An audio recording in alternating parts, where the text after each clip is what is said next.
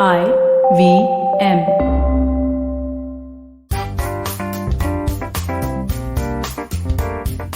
Episode 100!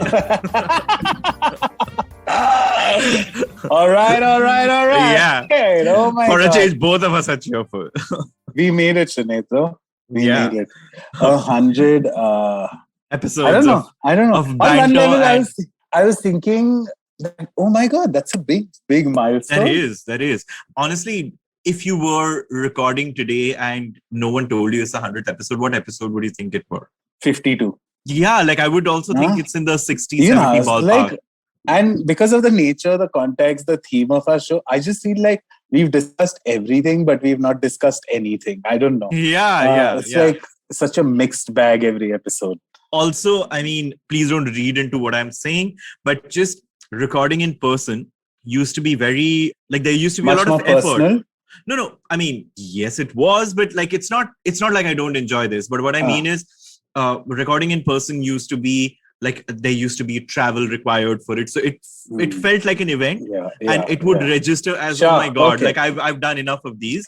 But these are much more convenient and easier, so it just goes off really. But I can't help but constantly feel about back then how much we used to think of, not that it's any lesser now, but back then that therapeutic effect of podcasting, I really used to feel that we used to talk sitting in the same room, mics on, headphones on. Yeah, because body language, right? I know. Here, it was just, right now it's just shoulder and face now language. It's just much of our podcast episodes are which day are we recording, what time, and then there's so much coordination that goes into it. More often than not, I'm the one who fucks up.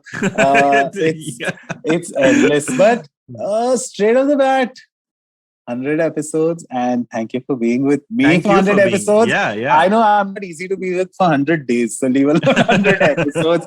Likewise. Likewise. Amazing. Should we get started on our 100th episode? Yes, our first segment. Let's. I mean, something both of us, I guess, want to talk about is the Suicide Pod, which is. First and foremost, I want to put it out there that I think it's a great thing. I think it's amazing. Okay, first thing I want to put out there, just for the interest of listeners, trigger warning, I guess. Trigger warning, yes. It's a huge debate. But here's the deal. Ever since I heard about this, and I don't know, a lot of people don't know this, but Switzerland has always been pro-suicide a little. It was always a running joke, like, wow, Switzerland, best chocolate and best way to die. But I feel like ever since this pod, the suicide pod that everyone is talking about, I have just absolutely had the best time thinking. And even the pro pod, even the anti-pro pods, I love reading the reasons why. It's such a great, healthy, it feels like a new invigorating world moral dilemma. We are so stagnant with the same dilemmas, right? War and famine and vaccines and everything is so standard. But this is the first time a philosophical debate that will define the future in so many ways. It will, of what life means overall. I haven't been able to stop reading about this. And this is like yesterday, all these days started picking it up. But this conversation started 2 weeks ago when Germany announced that one of the museums would host this pod. And ever since then, I've just been like on Reddit incessantly reading about everyone. It's amazing. No, and another thing is that there's so, people might question what's so queer about this news, but it's maybe not so odd, but it was really interesting to see the number of queer individuals who felt touched by this news. And for obvious reasons, across my Twitter feeds, across my Facebook feeds, Instagram feeds, 80% of the people who were talking, sharing, and just discussing this topic are queer, are openly queer. And there's something to be said about just choice, because our community, we struggle for choice, right? And imagine this idea of saying, I guess it goes down to the idea of saying, who's going to look after you when you're old? Who will cry when you die? Yeah. So now that's fucking out of everyone's. I mean, this is the answer everyone will give, that I don't give a fuck who cries. I have it under my control, and this is, I'm going to die on my terms, and it's going to be my choice, and I will die and painless and euphoric. Euphoric. Although I still feel now, again, getting into the laws behind this pod, there's a lot. Everybody's just assumed that, now I can just kill myself whenever I want. There's tons of like... of course, I mean, tons of criteria. You have to be eligible for this. Yeah, you have to have a terminal illness and stuff like that. No, it's not. Apparently, if you read about it, initially a lot of people are like, this is only for people who suffer from terminal illness. It's like a courtroom where if you present your case, there is like a hearing, and then if everybody seems fit, even if you're healthy as fuck, you can opt for this. Like, this isn't Malibu that, you go to a beach, like. And I actually ran a poll on my Instagram, just asking people's thoughts about what they think about this pod.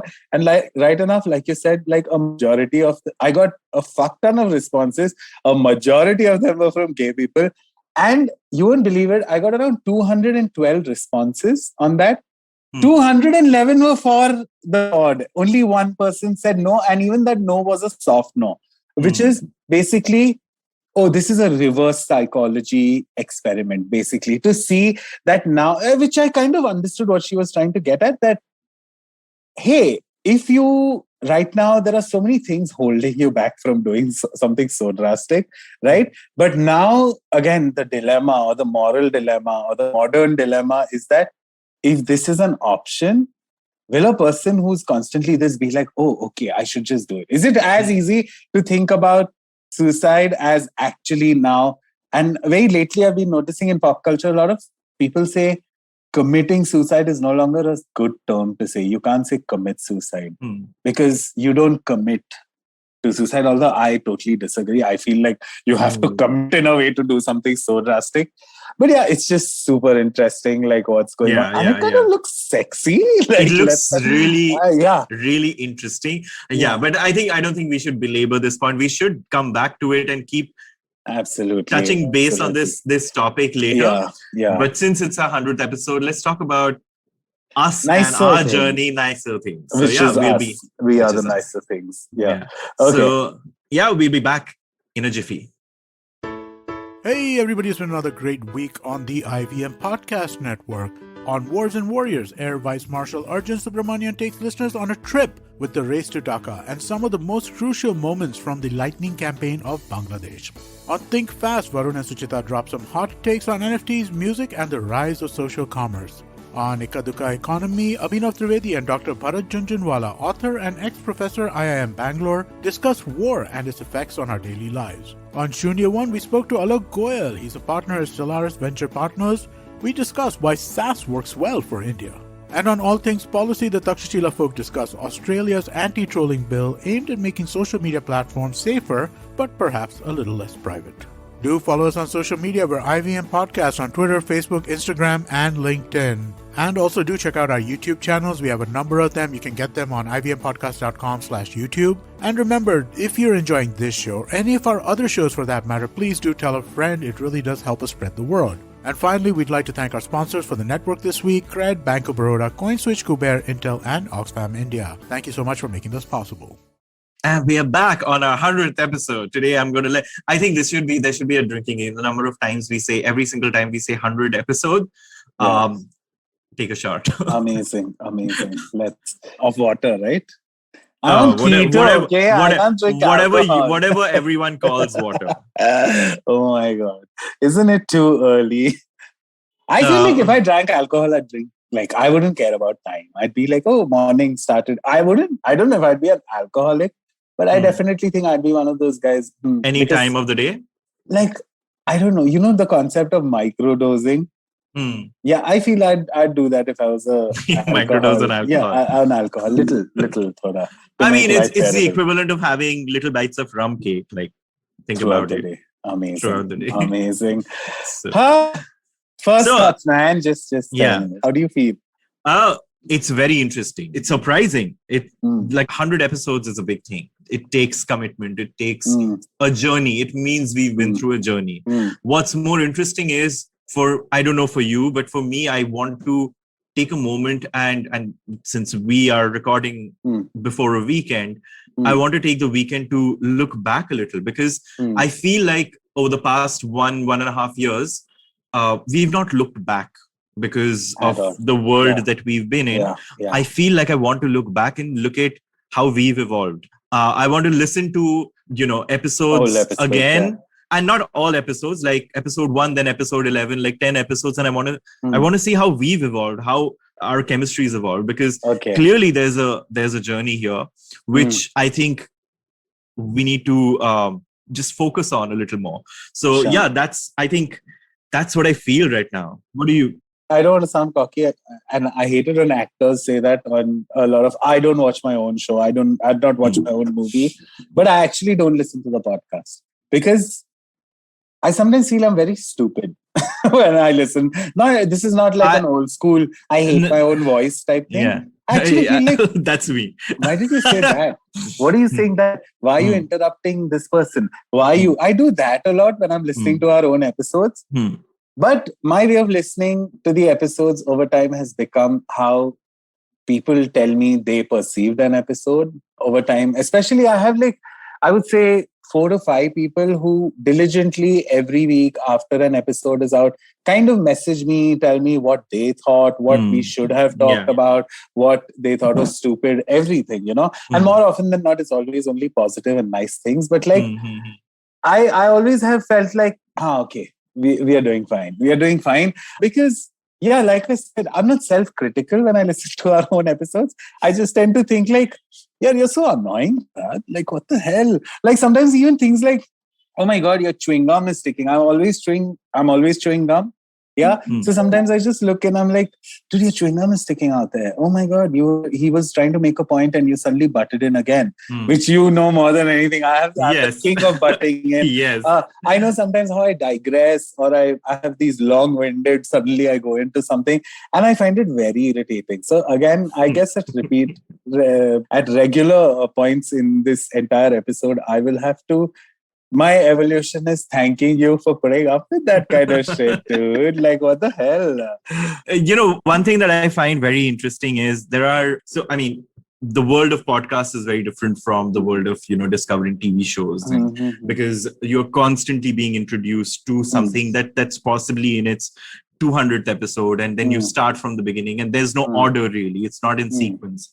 Literally when we're in our, let's say 70th, 80th, 90th episode, I get messages from people who say, hey, I just started listening to this. And it's amazing those are my to favorite. see. Yeah. It's like in one breath, I want to say, wait for what's coming. But on the other breath, I love the purity of, because as we've grown, we obviously talk about a lot more complex things. The topics are complex. There's a lot of intersectionality, a lot of sort of overlaps. But the purity of the first few episodes, where it's just the starting point of coming out, it's amazing for people to be drawn in on that. And I love the experience, the shared experience of that. When people say, you know what, these are the things that you said, and I love that. And it's amazing. It's so interesting what you just said, right? Because when I had started around 4 years ago now, podcast 5 years ago with Naveen and all of that. And back then, everything that's new, you suddenly feel like, oh, this is going to be the next big thing. Yeah. And not to belittle anything, but like somewhere I feel like podcast is just like not like catapulted into some new medium. It's still a very like niche thing, which a lot of like, and but like you said, when I get these kind of messages, oh, I just discovered your podcast, because obviously other pages share our podcast sometimes, and then other new people find out and they come and everything. And what I feel a lot of times is not because we don't plan, first of all, and I've loved that about our podcast, which is why sometimes I see these people tell us deep things that they felt while listening to the podcast. And I feel so good because our conversations are actually just us tapping into like some sort of stream of consciousness. We are not actively, even today, right? We discussed, we'll make a list of what to talk about in the 100 episodes. And then I don't know about throw it out the window, I've not made a list or anything. I just know that, dude, I love talking. I hope people love talking to me. And it's been this back and forth of knowing that people listen, they get back to us. And then for me to again feel and continue doing this, which is that, it's like you know that saying, if a tree falls in the forest, did it fall at all, right? Sometimes when a new listener happens, you still realize that no, somewhere this is still going on and this is still a beginning thing. In fact, I did not share. 1 second, I need to. You heard that, right? What was the delivery? Lube? No, oh my God, the best thing that can ever be delivered to me is delivered. Bath and Body Works. Oh my God, it's the worst addiction under the sun. Sun.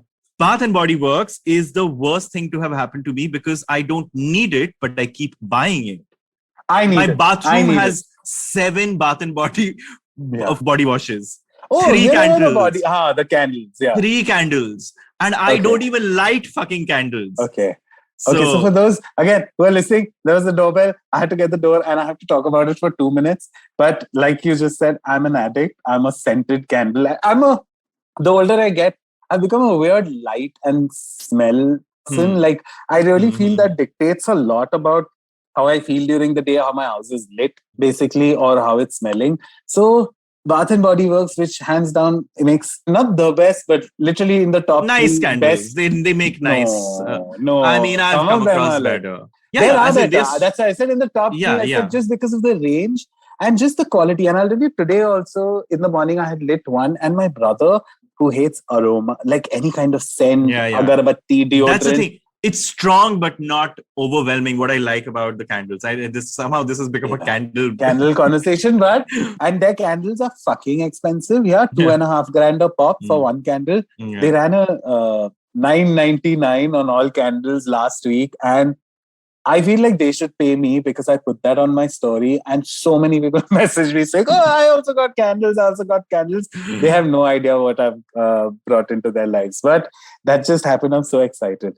Oh, I have to show you. I made this painting. Oh, you made it. I can't see clearly. It's a little Jackson Pollocky, or it's Also, abstract. It's really far away, and that's why it's actually like huge. Amazing. So, anyway, is it framed?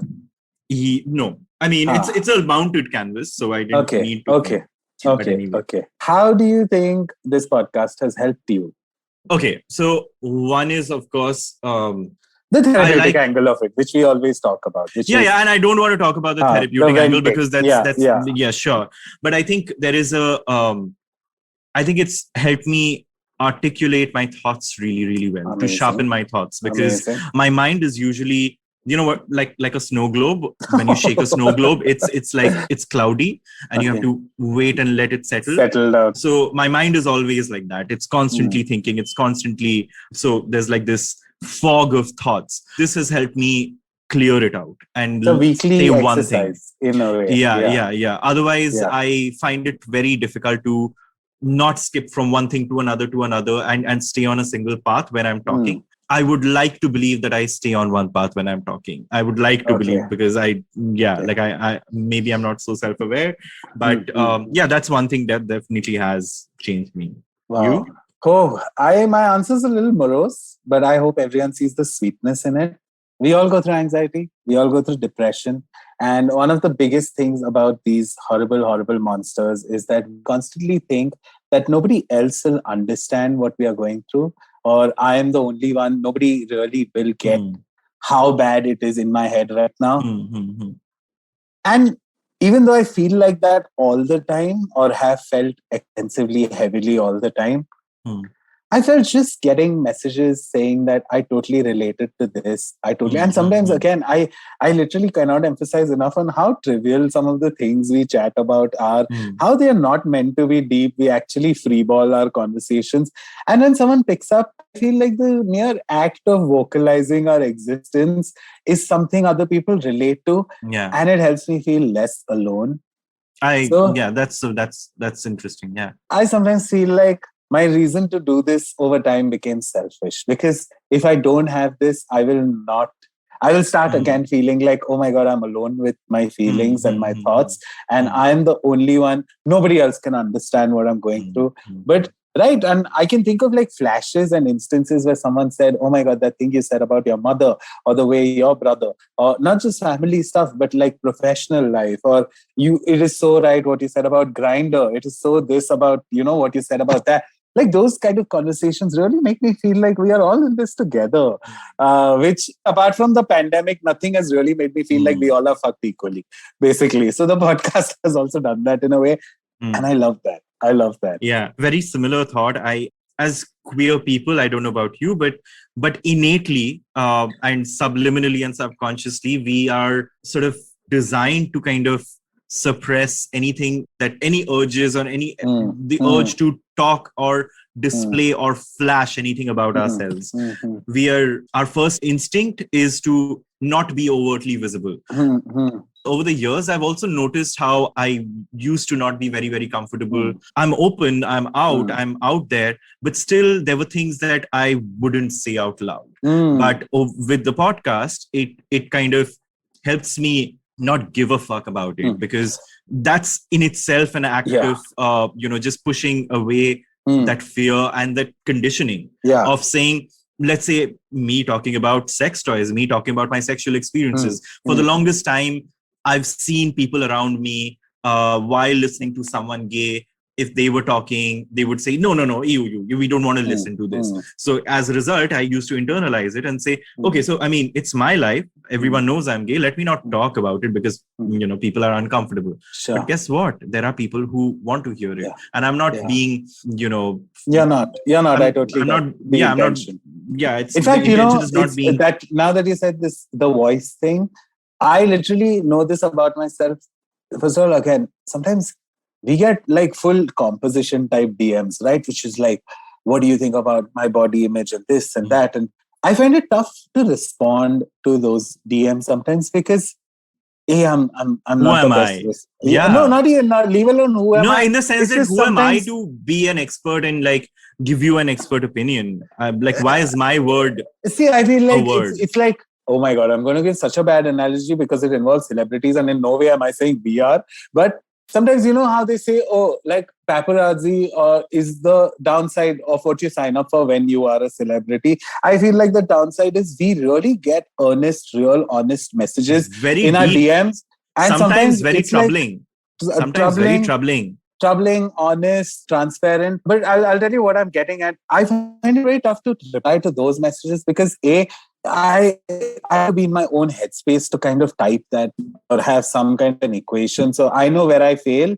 But I know when I'm super helpful to someone, when they DM me, is when they ask me how to start my own podcast. Whenever I suddenly feel full of, whenever another gay boy who's reached out to me just because they've heard GayBCD and they're like, hey, I would love to know. I don't know why I want to, and I'm not trying to sound like a messiah or anything, but it's so important because for us having found our voice through this medium, and for people to accept our voice and listen to it, I would love to hear other voices and have other voices also like put their own uniqueness, right? That's what happens in the world of gay movie, TV shows also now, right? It's only about how authentic and new the voice is. It's not about what like the stories. In fact, Breaking Fast, what you had recommended, I watched it yesterday. It's not like a new story. It's like the same story we've heard over and over and over again. But it was the voice that made it so fresh. It was the narrative was so like fresh, right? So sometimes I just wish like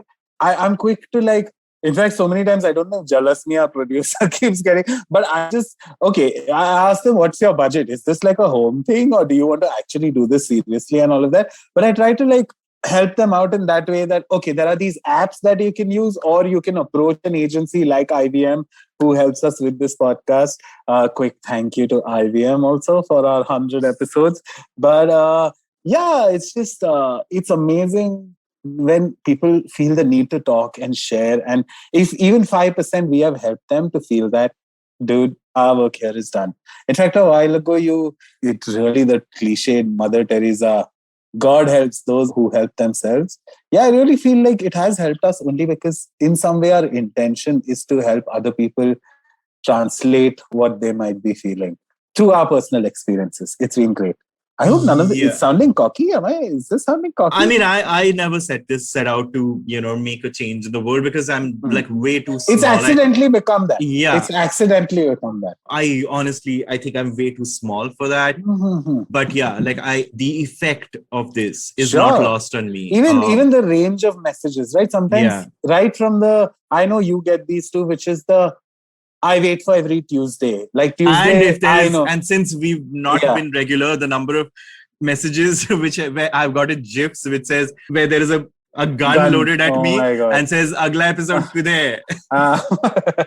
Yeah, but I'm just saying, like right from the basic, we make someone's Tuesday, or commute. I get yours is the favorite show I love listening to while I'm commuting. And thank God for commutes back.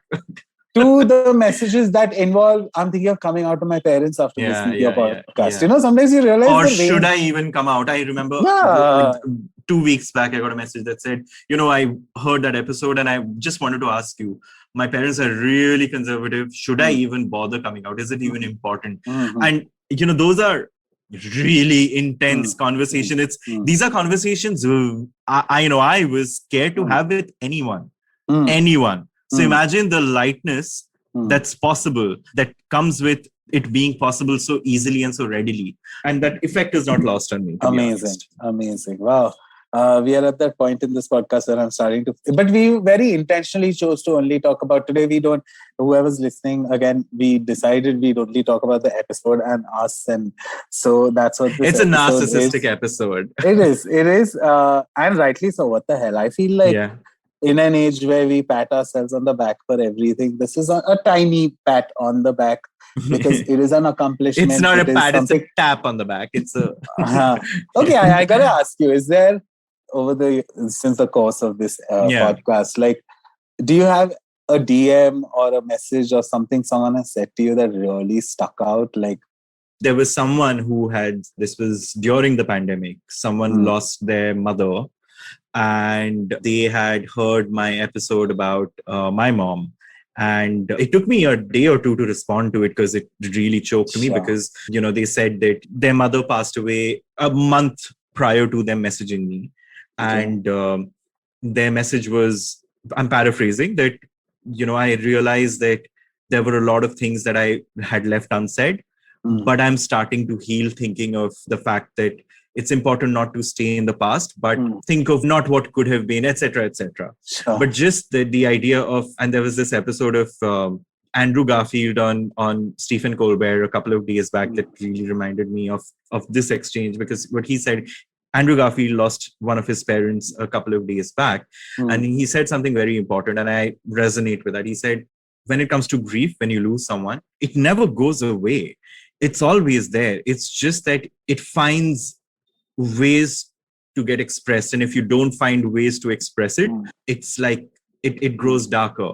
And I'm glad that the grief is there because it allows me to channel sides and facets of me that I wouldn't ever have bothered to.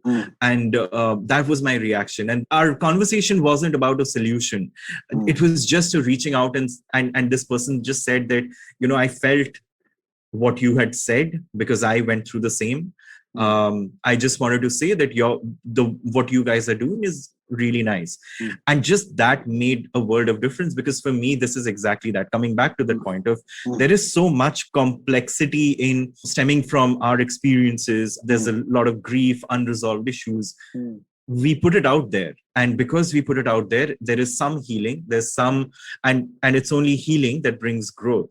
So, that was one of the... that message really took me by surprise, because I was really, I didn't know what effect we had on people till that message. I used to think, coming out and all of that, but this was a deep message. It was about losing one of the most important people in your life and saying, what you said, a person who's nameless, faceless, and just a voice on the screen managed to make you feel like there is kinship. It's so much more special that we don't know who these people are.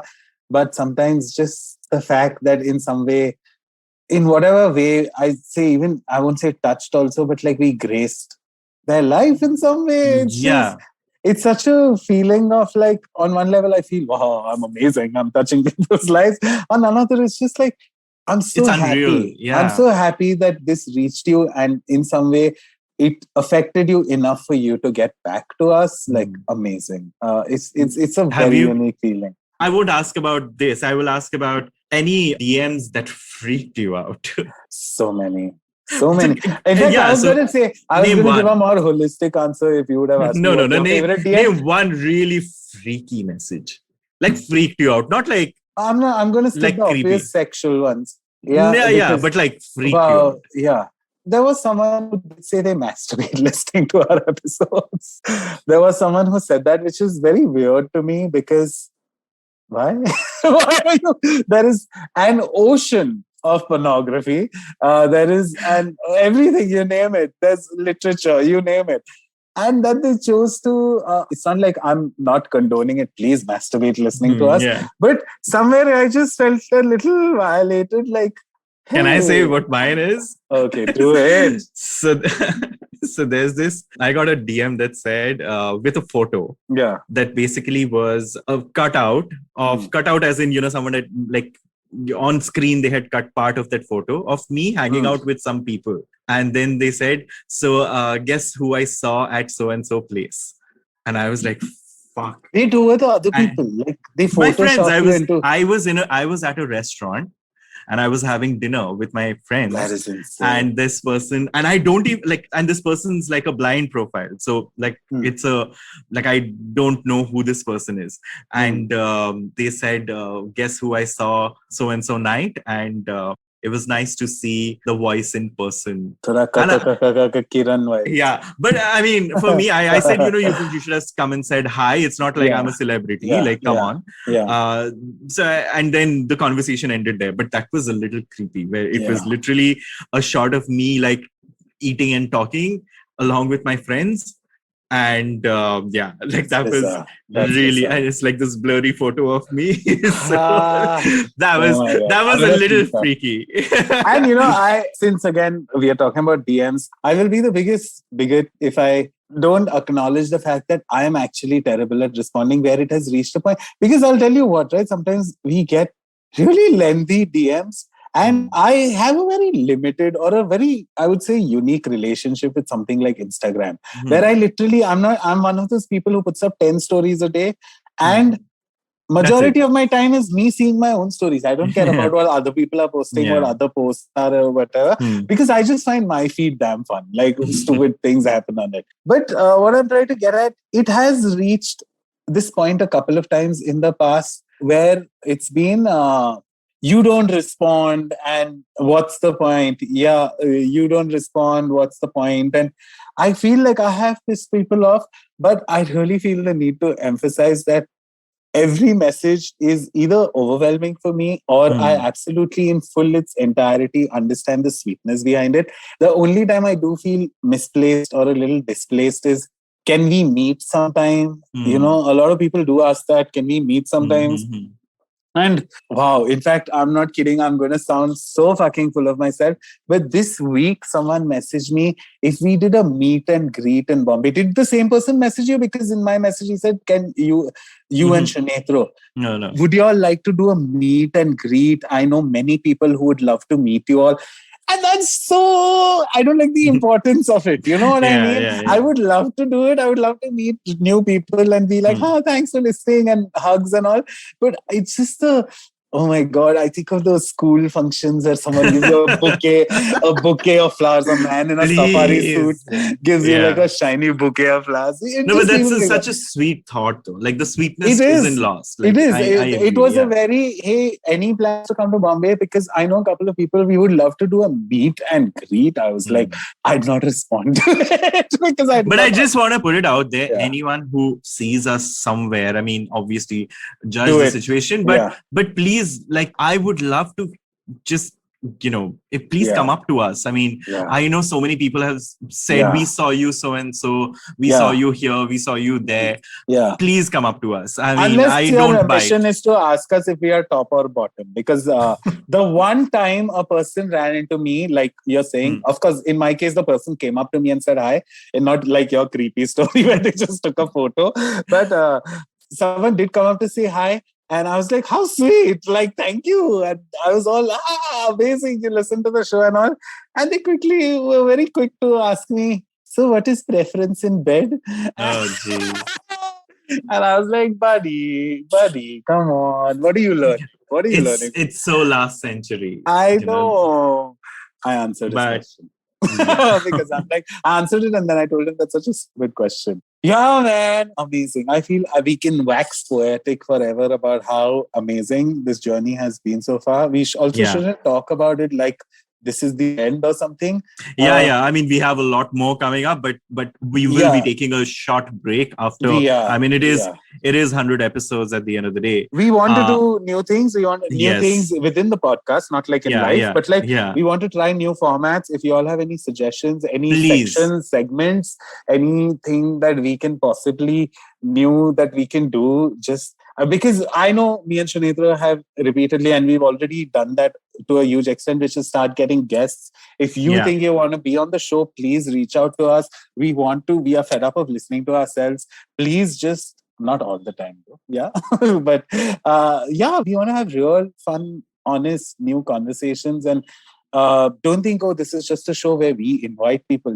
I really want this to be a show where you can, even if you don't have any, like, if you're just a person who has no job, you're sitting at home, but you have something to talk about, reach out. Yeah, just love to reach out. Yeah. Because a lot of times we only do it with other organizations, other people who are LGBTQ and doing something in life. That is not a criteria. You literally just have to have something to say to us. And if we find it interesting, we will definitely have you on the show. Yeah. Okay. Yep. We'll cut and we'll come back for our 100th episode recommendation. We'll be right back.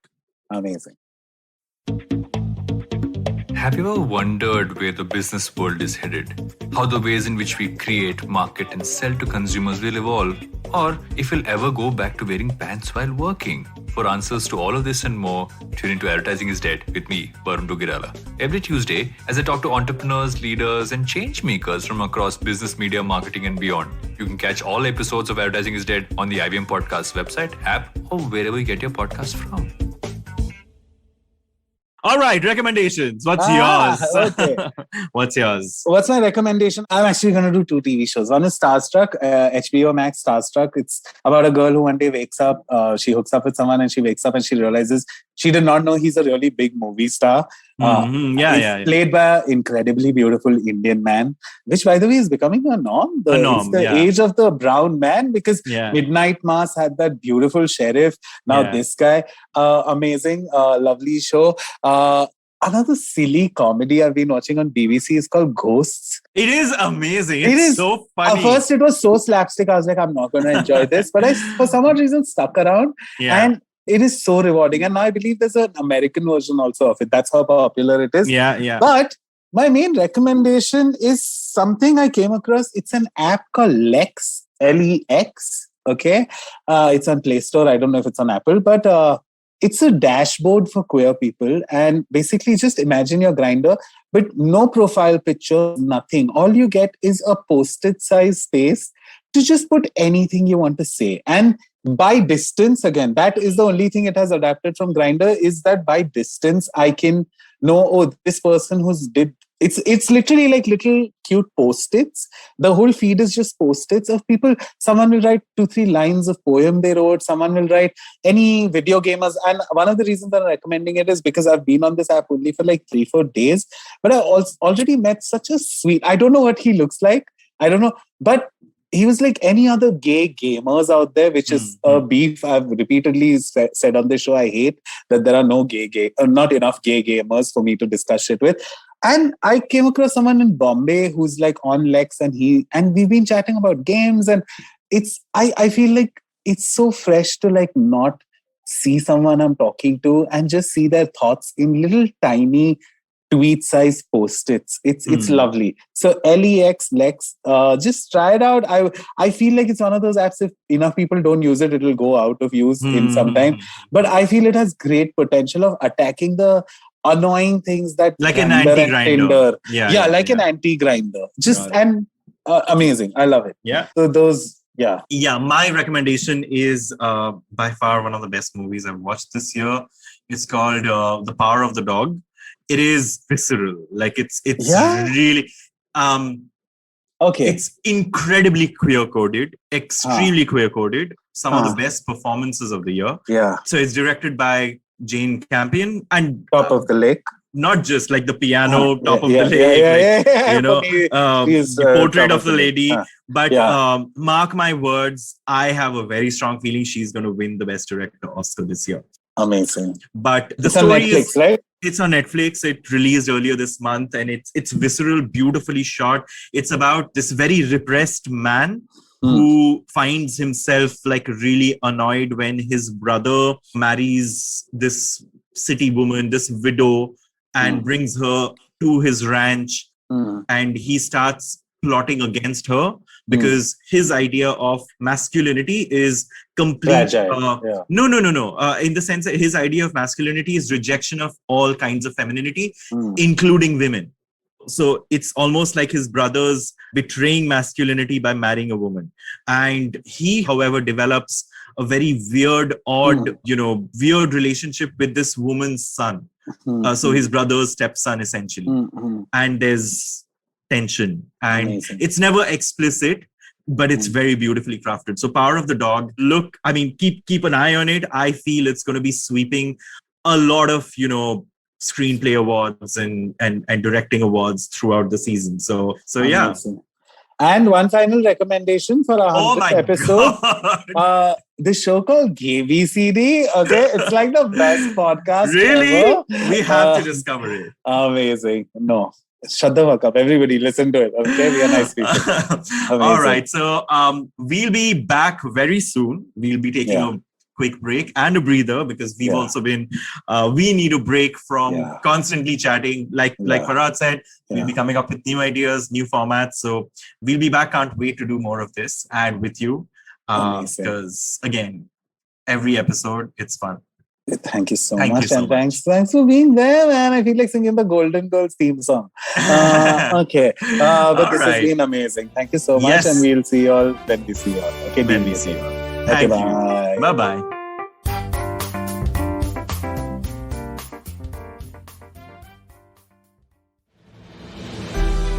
What if you could relive some of the biggest and most public feuds in Indian corporate history? Peer back through the window of time to see who among HUL or Nirma stood on top.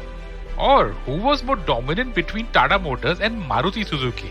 Tune in with me, Ambi Parmeshwaran. And me, Anupam Gupta, on Bank of Baroda presents The Last Brand Standing, where we talk about two brands vying for the top position. And what their journeys were. Every Tuesday on the IVM Podcast app or website. Or wherever you get your podcast from.